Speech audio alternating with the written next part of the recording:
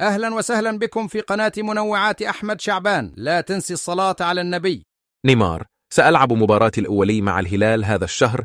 تعافى اللاعب البرازيلي نيمار بالكامل من الإصابة العضلية التي كان قد تعرض لها من قبل، فيما يتدرب بشكل طبيعي منذ أكثر من أسبوع دون أي شكاوي مع ناديه الهلال. وقال نيمار في تصريحات صحفية أنه سيلعب مباراته الأولى مع نادي الهلال هذا الشهر، مضيفا: أنا سعيد بما رأيته من حب وشغف وحماس في السعودية. وانضم نيمار إلى معسكر المنتخب البرازيلي في مدينة بليم البرازيلية استعدادا للمباراة التي سيخوضها الجمعة أمام بوليفيا في أول مواجهات التصفيات المؤهلة لكأس العالم 2027.